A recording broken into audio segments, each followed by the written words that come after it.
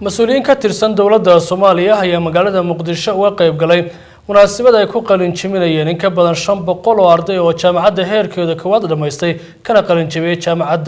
SIU مقالة مقدشة محمد حسين داعد وريها كلا RTN مقدشة يا كورمي مناسبة أنا وأهاد مد أي كقلن جميليين إن كبدن شن بقول وأرضي وكقلن جبسة جامعة SIU أيا لقوا قبتين مقالة مقدشة waxaana munaasabada qalin jibinta ka qayb galay gudoomiyaha aqalka sare ee dalka wasiir dowlaha wasaaradda waxbarashada iyo marti sharaf kala duwan qaar ka mid ah ardadii maanta ka qalin jibisay jaamacadda SIU ayaa halkaas hadal kooban ka jeediyay wasiir dowlaha wasaaradda waxbarashada Soomaaliya Cabdiraxmaan Maxamed Cabdulle Jaabiri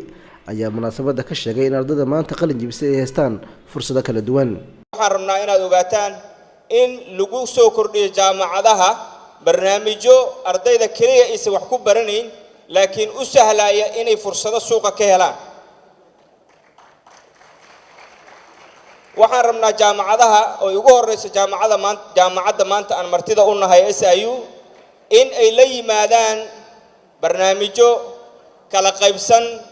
أو كقطمة باهدة دلك كجرته وحنقول جدا إن حقيقيان كور قبان سوق واحد كجرة maxaa ardadan aad arkaysaan maanta meesha fadhiya waxa yaadayaan waa suuqa waxa shaqaalaysiina waa ganacsato waa inaad ogaataan baahida iyo suuqana waxay isu badbedelaan hadba sida ma taqaanaa baahida dadka isu badbedesho Asmaan Macallin Xasan gudoomiyaha jaamacadda SIU ayaa sheegay in jaamacaddu ay dhisan tahay sanado kooban horumar badan ay ku tilaabsatay runtii waxa lagu faana ah oo horena loo sheegay مثالkeedina meesha maanta yaala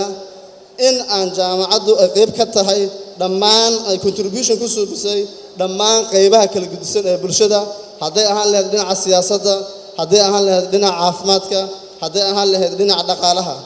mudana gudoomiye waxa meeshan la xusay dhammaan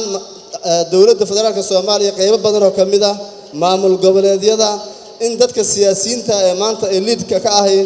in ay yihiin dadkii ka soo baxay jaamacadda qalin jibinta taas waxay noo tahay runtii miisaal waxay noo tahay tusaale inaan u socono meeshii la rabay gudoomiyaha aqalka sare ee dalka Cabdi Xaashi Cabdullaahi ayaa amaanay ardada kala duwan ee maanta ka qalin jibisay jaamacadda SIU